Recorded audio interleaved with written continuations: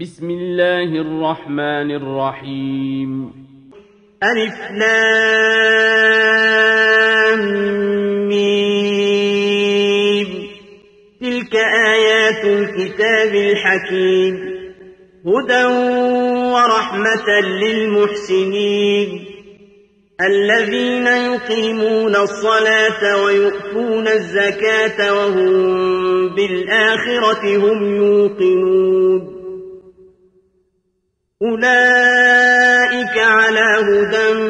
من ربهم وأولئك هم المفلحون.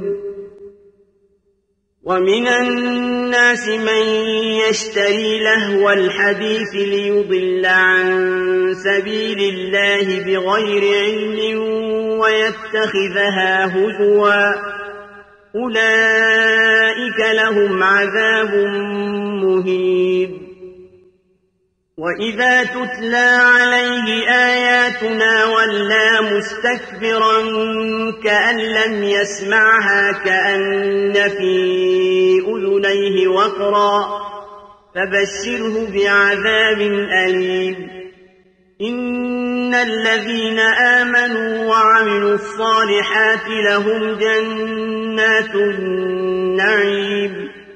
خالدين فيها وعد الله حقا وهو العزيز الحكيم. خلق السماوات بغير عمد ترونها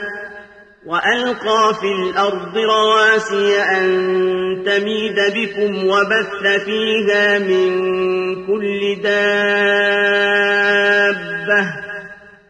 وأنزلنا من السماء ماء فأنبتنا فيها من كل زوج كريم. هذا خلق الله فأروني ماذا خلق الذين من دونه بل الظالمون في ضلال مبين. ولقد آتينا لقمان الحكمة أن اشكر لله ومن يشكر فإنما يشكر لنفسه ومن كفر فإن الله غني حميد. وإذ قال لقمان لابنه وهو يعظه يا بني لا تشرك بالله إن الشرك لظلم عظيم. ووصينا الإنسان بوالديه حملته أمه وهنا على وهن وفصاله في عامين أن اشكر لي ولوالديك إلي المصير. وإن جاهداك على أن تشرك بي ما ليس لك به علم فلا تطعهما وصاحبهما في الدنيا معروفا واتبع سبيل من أناب إلي ثم إلي مرجعكم فأنبئكم بما كنتم تعملون. يا بني إنها إن تك مثقال حبة من خردل فتكن في صخرة أو في السماوات أو في الأرض يأت بها الله إن الله لطيف خبير.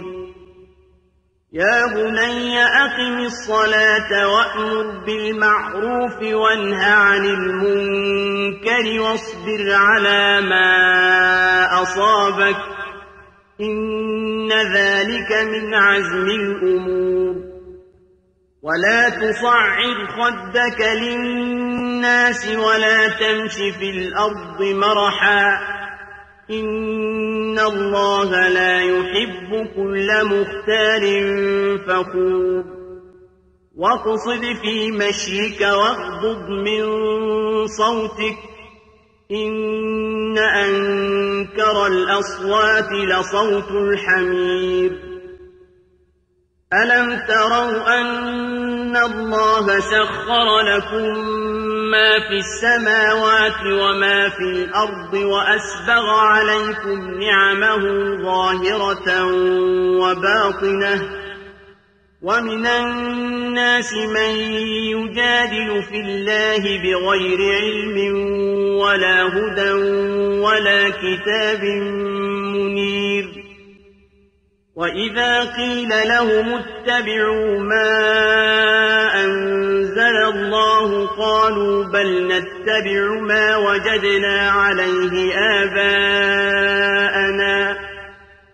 أولو كان الشيطان يدعوهم إلى عذاب السعير ومن يسلم وجهه إلى الله وهو محسن فقد استمسك بالعروة الوثقى وإلى الله عاقبة الأمور ومن كفر فلا يحزنك كفره إلينا مرجعهم فننبئهم بما عملوا إن الله عليم بذات الصدور نمتعهم قليلا ثم نضطرهم إلى عذاب غليظ ولئن سألتهم من خلق السماوات والأرض ليقولن الله قل الحمد لله بل أكثرهم لا يعلمون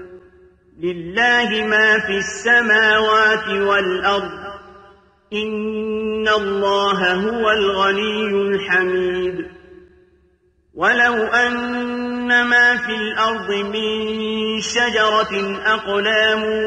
والبحر يمده من بعده 7 أبحر ما نفدت كلمات الله إن الله عزيز حكيم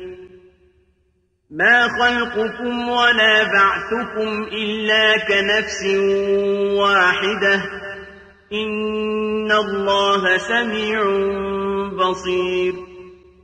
ألم تر أن الله يولج الليل في النهار ويولج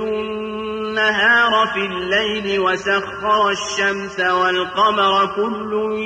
يجري إلى أجل مسمى وسخر الشمس والقمر كل يجري إلى أجل مسمى وأن الله بما تعملون خبير ذلك بأن الله هو الحق وأن ما يدعون من دونه الباطل وأن الله هو العلي الكبير ألم تر أن الفلك تجري في البحر بنعمة الله ليريكم من آياته إن في ذلك لآيات لكل صبار شكور وإذا غشيهم موج كالظلل دعوا الله مخلصين له الدين فلما نجاهم إلى البر فمنهم مقتصد وما يجحد بآياتنا إلا كل ختار كفور